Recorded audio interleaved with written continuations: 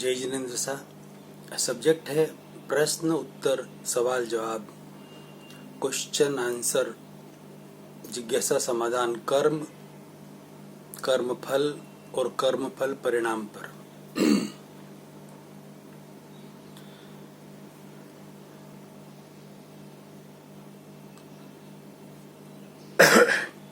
Sorry.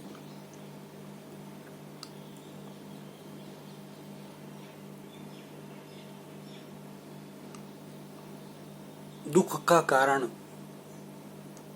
समझ रहे थे हम।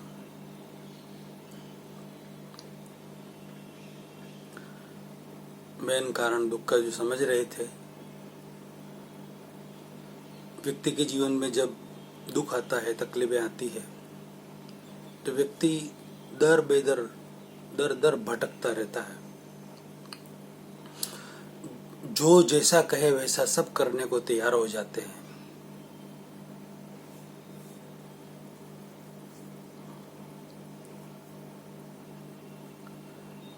और 99.99% रिजल्ट जीरो आता है, कुछ नहीं होता। 0.1% के अंदर यदि कुछ हो भी जाता है ना, वो भी आपके ही नसीब में था, इसलिए हुआ। जहां से भी, जहां इधर से हो गया, ये हो गया, इन्होंने करवा दिया, ये करवा दिया, वो निमित्त है। आपका ही पुण्य का एक उदय आया और वो हो गया। कोई किसी से कुछ देता लेता नहीं है, आपका ही है अपना खुद का, और आपके पास ही आता है। निमित्त कोई भी बने। बाहर का निमित्त ज्योतिष, वास्तु, देवी देवता, साधु साध्वी, त्यागी तपस्वी कोई भी बन सकते हैं, यांत्रिक मांत्रिक तांत्रिक कोई भी बन सकते हैं। लेकिन कितना? 0.1% ही उम्मीद रहती, बाकी कुछ भी नहीं हो सकता। यदि हम कुछ भी करके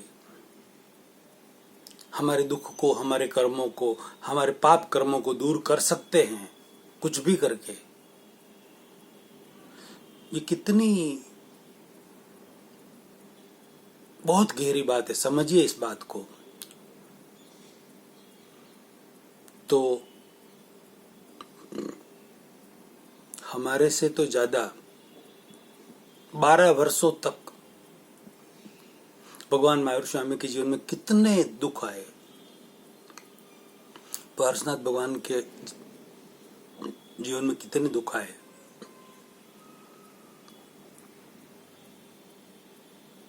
उन्होंने किसी ज्योतिषियों का, वास्तुशास्त्रियों का, कोई साधु संतों का, कोई त्यागी तपस्वियों का, कोई यंत्र मंत्र और तंत्र का सहारा लिया, तांत्रिकों का, मांत्रिकों का सहारा लिया, किसी पंडितों का सहारा लिया? नहीं लिया ना। उनको पता था कि मेरे कर्म मुझे भुगतने ही पड़ेंगे, कोई रास्ता नहीं है उसका। उनके जीवन में बहुत दुख, बहुत बहुत बहुत दुख आए और बहुत बहुत सुख भी आए। वो सब उन्हीं के कर्मों का था और उन्हें मिला। कोई कुछ दे नहीं सकता है, कोई कुछ ले नहीं सकता है। इसलिए ये समझना चाहिए। ये भगवान मायूर स्वामी ने कह दिया है अच्छी तरह से, समझा दिया है अच्छी तरह से। भगवान कृष्ण भगवान ने समझा दिया अच्छी तरह से, राम भगवान ने समझा दिया अच्छी तरह से। इतने राम भगवान को दुख आए जब से उनको वनवास हुआ, वापिस आए। माँ सीता जी को कितने दुख आए। सुबह तो मुहूर्त निकाला, बहुत बड़े बड़े जब आचार्य मुनि वशिष्ठ वगैरह कि रामचंद्र जी का राज्याभिषेक होगा, आज मुहूर्त निकाला, कल सुबह होगा। और सुबह रात को और कुछ त्रिकर्ण चला, भगवान राम के और भगवान सीता के और लक्ष्मण जी जो प्रारब्ध लेकर आए थे ना, उसके कारण ये त्रिकड़म चला।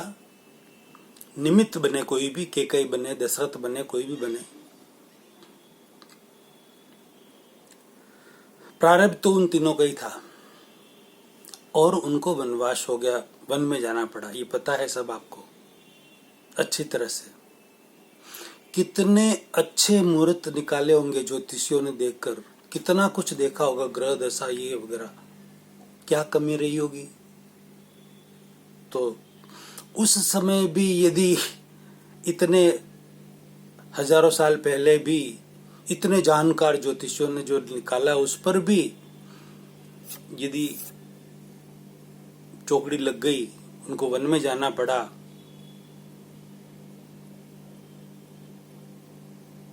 आज का क्या हम समझ सकते हैं, किस पर विश्वास रख सकते हैं। और राजा जनक ने अपनी बेटी को, माँ सीता जी को रामचंद्र जी के साथ उनकी शादी की, क्या समझकर की होगी, मेरी बेटी सुखी होगी, ये होगा वो होगा, बहुत कुछ। कितने वो तो विदेही थे, बहुत ही उच्च कक्षा के थे जनक विदेही। उनको तो आत्मज्ञान था जबरदस्त। क्या हुआ, सुखी हो गई बेटी।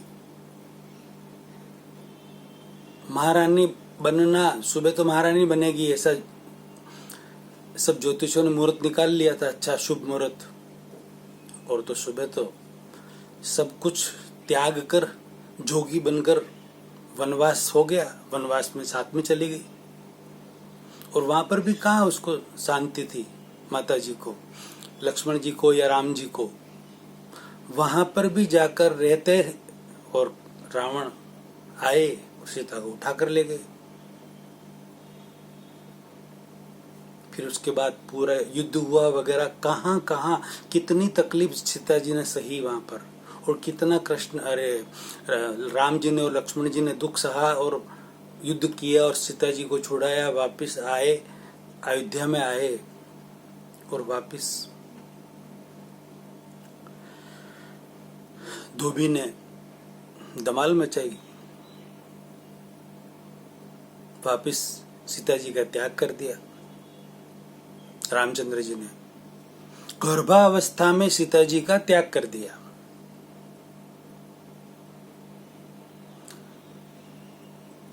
मतलब सीता जी जो इतनी बड़ी माँ हो गई है, वो क्या भाग्य लेके आई होगी, कितना दुख सहा उन्होंने। पूरी जिंदगी भर पत्नी के बिना रामचंद्र जी रहे लगभग।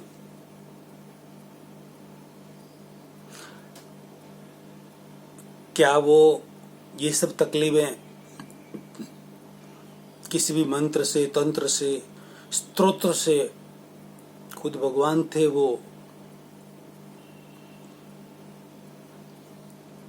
बलदेव थे खुद,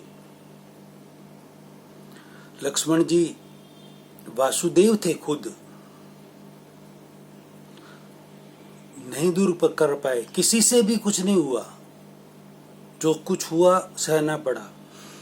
कृष्ण भगवान भी वासुदेव थे, कितने दुख कृष्ण भगवान को सहने पड़े। अपना वृंदावन मथुरा छोड़कर जरासंध की वजह से, कृष्ण वासुदेव थे, जरासंध प्रति वासुदेव थे, लक्ष्मण जी वासुदेव थे और रावण प्रति वासुदेव थे। तो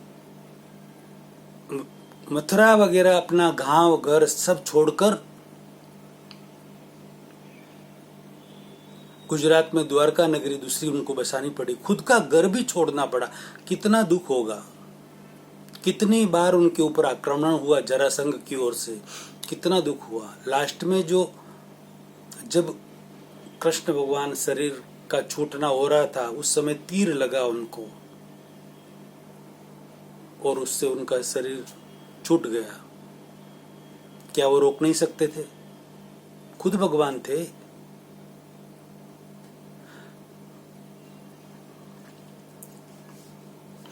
कहने का मतलब कर्म केवली को भी नहीं छोड़ते। समझिए बात को मेरे भाई, समझिए, सिर्फ समझिए, इधर उधर भटकिए मत, मत भटको। कोई कुछ नहीं कर सकता है, सिर्फ समझो। समझ से सुख है, राइट समझ से सुख है, रॉन्ग समझ से दुख है, और कुछ नहीं, इतना ही है। रॉन्ग बिलीफ से दुख है और राइट बिलीफ से सुख है। समझ लो बात को, तो सुख ही सुख है। और बात को नहीं समझते हैं, इधर उधर भटकते रहते हैं दुखी होकर, तो उसका कोई रीजन, कोई मतलब, कोई उपाय ही नहीं है।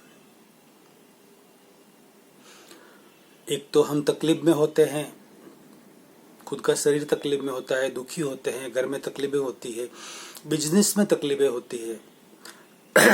हम हमारा समय बर्बाद करते हैं, सैकड़ों जगह जा जाकर कितनी बार बुलाते रहते हैं लोग, ये इधर आओ, ये करो, वो करो, ऐसा करो, वैसा करो, इतनी पूनम भरो, ये करो, वो करो, ये जाओ, उधर जाओ, ये लाओ, वो लाओ, ये पूजा करो, यज्ञ करो, वगैरह वगैरह सब कर कर कर कर करके एक तो बिजनेस में तकलीफ, पैसे की तकलीफ, और वो जितना मांगे उतना पैसा कहीं से भी ला ला कर वो पूरा कर रहे हैं, जा रहे हैं, आ रहे हैं, दौड़ रहे हैं, लेकिन हो कुछ नहीं रहा।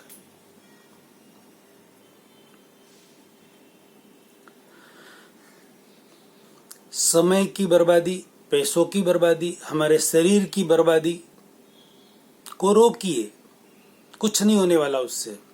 सिर्फ समझो, सिर्फ समझो, रियलिटी को समझो।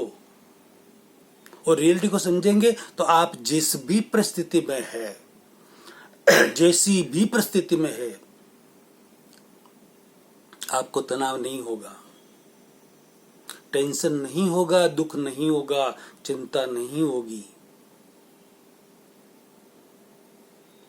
और चिंता, टेंशन, तनाव, दुख से, डर से, भय से और नए कर्मों के आप बंधन बांध रहे हो। कौन से? अशुभ आर्त ध्यान और रुद्र ध्यान के नए नए कर्म के बंधन और बांध रहे हो। अशुभ कर्म तो भुगत रहे हो तकलीफ के लिए, तकलीफ जो हो रही है आपको, दुख हो रहा है, पीड़ा परेशानी हो रही है, वो अशुभ कर्म के कारण हो रहा है। चिंता हो रही है, डर लग रहा है, तनाव हो रहा है, बिजनेस सही नहीं चल रहा है, ये सब अशुभ कर्मों के कारण ही हो रहा है। और नए अशुभ कर्म और बांध रहे हो। यदि नई समझ, सही समझ आपको मिल जाए ना, ये सब तकलीफें मिट जाएगी। कहीं भी कुछ भी करने की जरूरत नहीं, कुछ भी डरने की जरूरत नहीं है।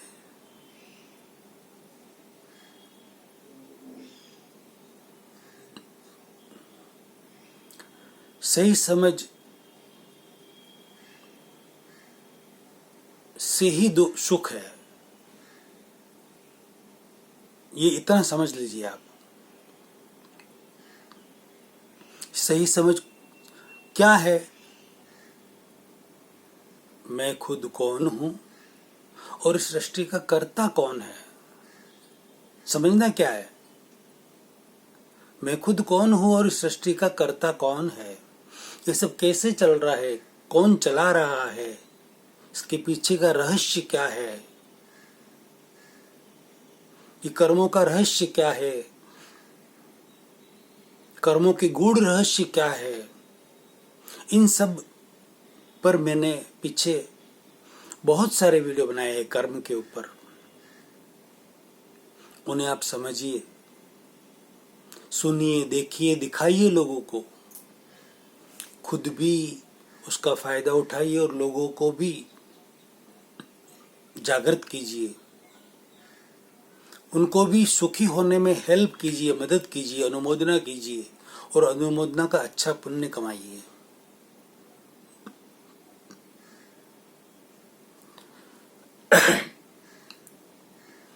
ये सब कौन कह सकता है ऐसा? जिसको इन सब चीजों का अनुभव हो, एक्सपीरियंस हो, वही व्यक्ति ये सब बात कर सकता है। इन सब चीजों का मुझे एक्सपीरियंस है अच्छी तरह से, अच्छी तरह से, बस इतना समझ लीजिए, सबका, हर तरह से सबका रिजल्ट जीरो, कोई मतलब नहीं है। जो क्रिया हमने की है ना, जो कर्म किए हैं ना, प्रारब्ध हम साथ में लेकर आए ना, अरे यार वो रिजल्ट है, परिणाम है। उस परिणाम को कौन चेंज कर सकता है? रिजल्ट को कोई भला चेंज कर सकता है क्या? रिजल्ट तो हमें भुगतना पड़ेगा। कहते हैं ज्ञानी भुगते ज्ञान से, समझकर, ज्ञानी भुगते ज्ञान से, अज्ञानी भुगते रोए। रो रो कर अज्ञानी उसको भुगतते हैं और नया कर्म और अशुभ बांधते हैं। अशुभ भुगत रहे हैं और अशुभ नया बांध रहे हैं।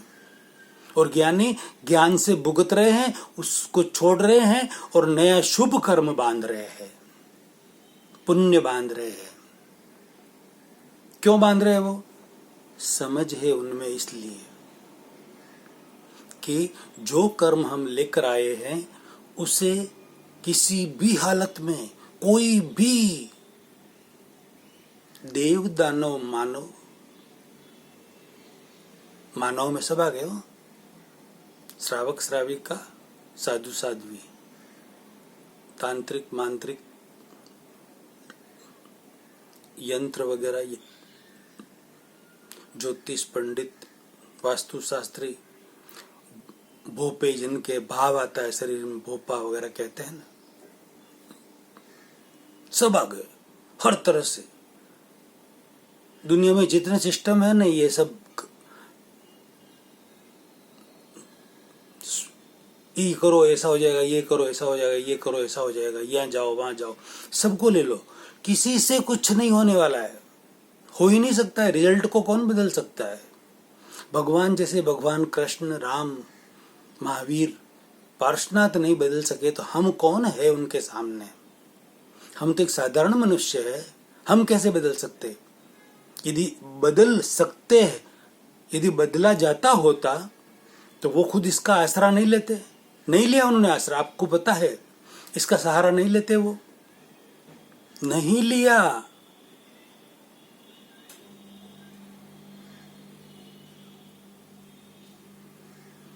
और भुगत के मुक्त हो गए। इसलिए ये हो जाएगा, हाँ थोड़ा टाइम देखो, करो ये करो, माला फेरो, जब करो वो करो, सिर्फ समय निकालने की बातें हैं और कुछ नहीं है, कुछ भी नहीं है। समय निकलेगा आपका कुछ समय के लिए, जो कुछ आप करेंगे थोड़ी मानसिक शांति रहेगी, करेंगे उसमें, बाकी जैसे थे वैसे के वैसे। कि ऐसा 2-3 महीना करके देखो ना भाई, अच्छा रहेगा। फिर और कहीं गए, वो बोले नहीं ऐसा 2-4-6 महीना इधर ये पूनम भर के देखो, ये अच्छा रहेगा, ये होगा वो होगा। ऐसे करके आपका समय निकलता रहता है। ज्योतिष के पास गए तो कि भाई आपको ये पूजा करनी पड़ेगी, ऐसा करना पड़ेगा। वास्तुशास्त्र के पास गए कि घर में ये तोड़ो, ये फोड़ो, ये करो, ऐसा करो, ऐसा करके आपका समय निकलता है, बस, और कुछ नहीं होता, काम कुछ नहीं होता, उससे कोई फर्क नहीं पड़ता। इसलिए भटको मत, अपना समय बर्बाद मत करो। अपने जो पैसे है अभी फिलहाल में, उन्हें बचाए रखो, बचत करो, उन पैसों को बर्बाद मत करो। और अपने शरीर को चिंता कर करके, टेंशन तनाव कर करके, डर से, भय से भयभीत होकर शरीर को भी खराब मत करो। समय है, निकल जाएगा। ये आपका अच्छा समय नहीं रहा ना, तो खराब कैसे रहेगा? कैसे रहेगा? वो नहीं रहा तो ये कैसे रहेगा? ये भी तो बदलेगा। पहले ऐसा था क्या? नहीं था, अच्छा था ना। तो अभी खराब आया है तो अच्छा बदल गया, खराब आया तो खराब भी बदल जाएगा, अच्छा आएगा। रात के बाद दिन, दिन के बाद रात, धूप के बाद छांव, और छांव के बाद धूप आती ही है। दुख के बाद सुख और सुख के बाद दुख आता ही है। सुख दुख कौन देते हैं? सुख दुख कौन देते हैं? देत कर्म, खुद के प्रारब्ध जो लेकर आए साथ में। कर्म झकझोर, सुख दुख दो कौन देते? देत कर्म झकझोर, उलझत सुलझत आप ही ध्वजा पवन के जोर। सुख दुख कोई नहीं देता, अपने कर्म ही जगजोर देते हैं अपने को सुख और दुख देने के लिए देकर। जो ध्वजा होती है मंदिर के ऊपर वो उलझ भी जाती है और वापस सुलझ भी जाती है। किसके जोर पर? पवन हवा के जोर पर उलझ जाती है और वापस सुलझ भी जाती है। कर्म के जोर पर आपको दुख भी आ जाता है और सुख भी कर्म के जोर पर ही आ जाता है, आएगा, कोई चिंता करने की जरूरत नहीं। आप हर समय पॉजिटिव रहे, पॉजिटिव चिंतन करें। 100% सब कुछ अच्छा होगा, निश्चित अच्छा होगा, उज्जवल शुभ भविष्य है आगे। रियलिटी को समझो, इन बहुत बड़े गूढ़ रहस्यों को लाखों करोड़ों व्यक्तियों में फैलाएं, अनुमोदना का पुण्य कमाएं। अगला वीडियो अगले प्रवचन में, अगला प्रवचन अगले वीडियो में लेते हैं। जय जिनेंद्र साहब।